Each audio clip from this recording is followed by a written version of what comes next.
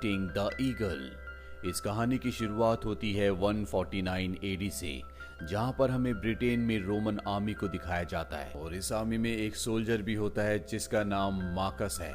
Marcus जब रात को सो रहा होता है तभी उसे अजीब सी आवाज आती है, जिसके बाद वो अपनी आर्मी को तैयार करके उस आवाज की तरफ जाता है और तभी पीछे से कई लोग उनके ऊपर हमला कर देते हैं। हालांकि मार्कस अपनी आर्मी के साथ उन सबको हरा देता है, पर अब वो चेकिंग के लिए अपनी आर्मी की एक टुकड़ी भेजता है। पर सुबह होने पर मार्कस को पता चलता है कि वो टुकड़ी वापस नहीं आई और तभी हमें सामने एक बहुत पुराने कबीले को दिखाया जाता है जिनके पास उनके वो सभी आदमी बंदी होते हैं जिन्हें रात को मार्कस ने भेजा था। और उस कबीले का सरदार कहता है कि तुमने हमारी जमीन पर कब्जा किया है, इसीलिए हम तुम्हारे लोगों को मार देंगे।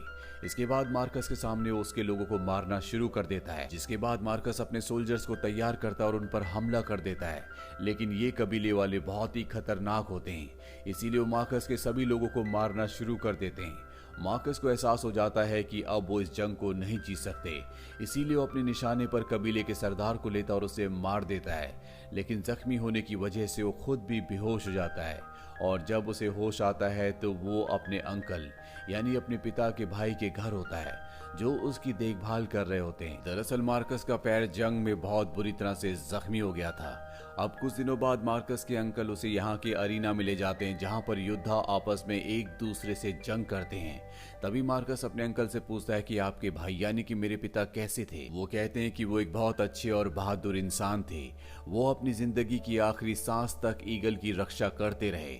रोमन्स की सेना के पास एक ईगल होता है जो उनकी इज्जत का, शान का और बहादुरी का प्रतीक होता है और रोमन्स का मानना ऐसा होता है कि जब तक वो ईगल उनके पास रहेगा दुश्मन उन्हें हरा नहीं सकता और अगर ईगल दुश्मन के पास चला गया तो उसके बाद दुश्मन की जीत होगी। इसीलिए हर एक रोमन ईगल की रक्षा करने के लिए अपनी जान भी दे सकता है क्योंकि ईगल उनके लिए एक सम्मान का प्रतीक है। लेकिन आज से 20 साल पहले मार्कस के पिता जो कि अपनी टुकड़ी के कमांडर थे, वो अपनी सेना की टुकड़ी के साथ नॉर्थ ब्रिटेन में कहीं खो गए थे और उनके साथ वो ईगल भी हमेशा के लिए खो गया। इसीलिए मार्कस चाहता है कि वो उस ईगल को हासिल करके अपने परिवार के सम्मान को वापस लौटा सके। अब अरीना में जो युद्ध चल रहा होता है, यहाँ पर एक ब्रिटेन के गुलाम को लाया जाता है। उसे तलवार दी जाती है लेकिन वो फेंक देता है क्योंकि वो युद्ध नहीं करना चाहता। यहाँ पर जितने भी लोग होते हैं वो कहते हैं कि इस गुलाम को मार दिया जाए, लेकिन मार्कस जिसका यहाँ पर सम्मान है क्योंकि उसने बड़ी ब्रेवरी से अभी अभी एक जंग लड़ी है, वो सबसे कहता है कि इसे छोड़ दिया जाए। मार्कस के कहने पर उस गुलाम को छोड़ दिया जाता है और अब मार्कस उस गुलाम को अपने घर ले आता है। इसका नाम इसका होता है। इसका मार्कस से कहता है कि तुमने मुझे नई जिंदगी दी है, नहीं तो मुझे मार देता, इसीलिए आज से मैं तुम्हारा गुलाम हूँ। अब रात को मार्कस जब अपने लोगों के साथ खाना खा रहा होता है तभी उसे बताया जाता है कि नॉर्थ ब्रिटेन में एक बहुत बड़ी दीवार है और दीवार के दूसरी तरफ एक कबीला है। उस कबीले के पास एक ईगल देखा गया है और हमें पूरा विश्वास है कि वो ईगल हमारा है जो आज से 20 साल पहले खो गया था। लेकिन वहां जाना नामुमकिन है क्योंकि जो भी दीवार के उस तरफ जाता है वो कभी वापस नहीं आता। ये बात मार्कस को बिल्कुल अच्छी नहीं लगती और वो वहां से चला जाता है। उसके अंकल उसके पास आते और कहते हैं कि वो जो कुछ कह रहे थे वो बिल्कुल सच था। आज तक जो भी दीवार के उस तरफ गया है वो कभी वापस लौट कर नहीं आया और वैसे भी तुम आर्मी की पूरी टुकड़ी लेकर वहां नहीं जा सकते। मार्कस कहता है कि मैं सिर्फ इसका को लेकर जाऊंगा। वो भी ब्रिटेन का रहने वाला है, उसे वहां की लैंग्वेज भी आती है। और अगली सुबह दिखाया जाता है कि मार्कस और इसका घोड़ों पर बैठकर उस दीवार तक पहुंच जाते हैं जहां पर रोमन सोल्जर्स होते हैं जो इन्हें चेतावनी देते हैं कि तुम उस तरफ तो जा रहे हो लेकिन कभी इस तरफ नहीं आ पाओगे क्योंकि हमने हमेशा दरवाजा इस तरफ से खोला है, कभी भी उस तरफ से किसी ने नॉक नहीं किया। और अब जब दरवाजा खोला जाता है तो ये देखते हैं कि दूर दूर तक सिर्फ खाली जगह है। इन्हें कुछ नहीं पता कि इन्हें किस तरफ जाना होगा। और अब मार्कस और इसका दोनों के दोनों कई दिनों तक चलते रहते हैं और एक सुबह जब ये खाना खा रहे होते हैं तभी कुछ लोग इनके ऊपर हमला कर देते हैं। इसका और मार्कस दोनों बहादुरी से लड़कर उन सबको मार देते हैं, साथ ही एक आदमी को पकड़ लेते हैं। मार्कस इसका से कहता है कि इससे पूछो कि आज से 20 साल पहले जो रोमन सोल्जर्स यहाँ पर आए थे वो किस तरफ गए थे। वो इन्हें बताता है कि वो नॉर्थ की तरफ गए थे और इसके बाद ये दोनों के दोनों नॉर्थ की तरफ चले जाते, जो रास्ता बहुत ही खतरनाक होता है। यहाँ पर बर्फ भी गिर रही होती है लेकिन धीरे धीरे लगातार ये आगे बढ़ते रहते हैं और तभी रास्ते में एक आदमी इनके ऊपर हमला कर देता है, लेकिन जल्दी ये उसे काबू में कर लेते हैं। पर इससे पहले कि ये इसे मारते, मार्कस पहचान जाता है कि ये एक रोमन सोल्जर है। और जब ये उससे पूछताछ करते हैं तो इन्हें पता चलता है कि आज से 20 साल पहले मार्कस के पिता जिस टुकड़ी के कमांडर थे, ये उसी टुकड़ी का सोल्जर था। और अब ये सोल्जर बताता है कि आज से 20 साल पहले जब हम यहाँ पर आए थे तो हमारी सेना बहुत ज्यादा ताकतवर थी, लेकिन इन घने जंगलों में हम ब्रिटेन की सेना का सामना नहीं कर पाए।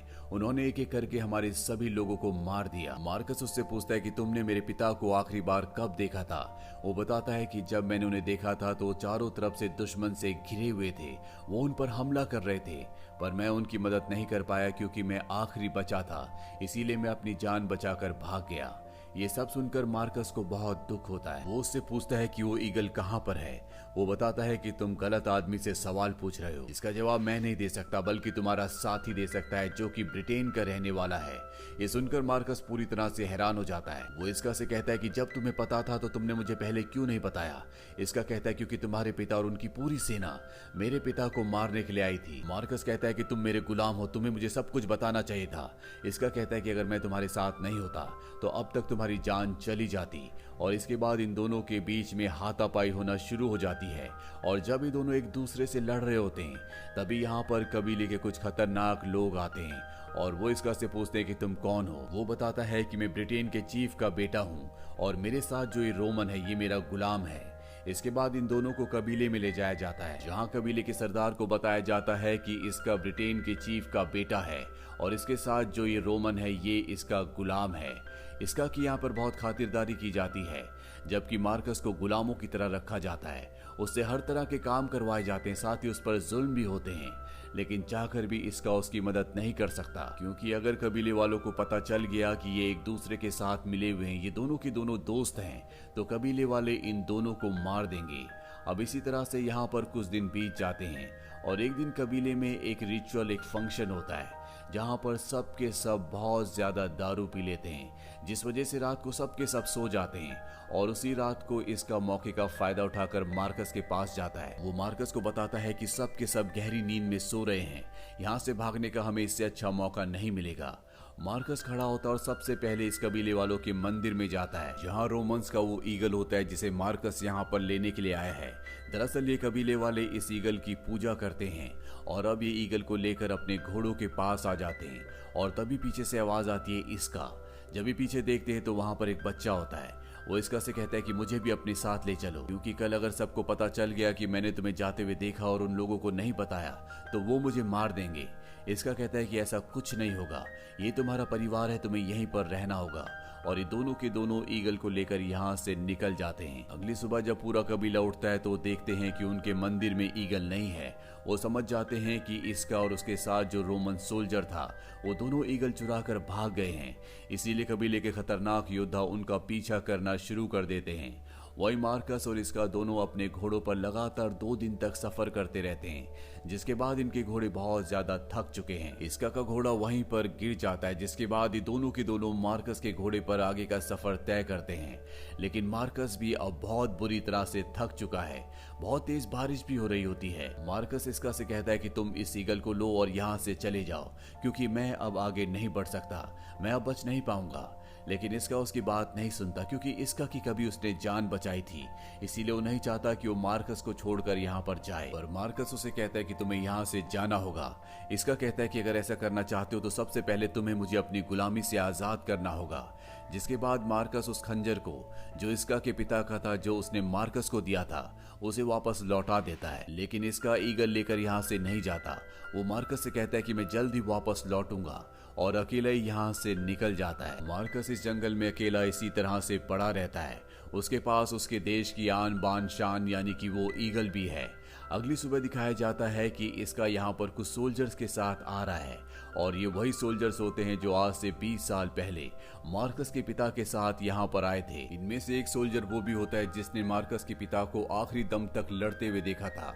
वो मार्कस को बताता है कि तुम्हारे पिता ईगल को बचाने के लिए आखिरी सांस तक लड़ते रहे, जब तक उनकी आखिरी सांस बाकी थी। दरअसल रोम में कुछ लोगों का ऐसा भी मानना था कि मार्कस के पिता एक कावर्ड थे। उन्होंने अपनी जंग को अच्छे से नहीं लड़ा। जो बातें मार्कस ने भी सुनी थी, इसीलिए वो अपने खानदान के इस दाग को मिटाने के लिए यहाँ पर आया होता है।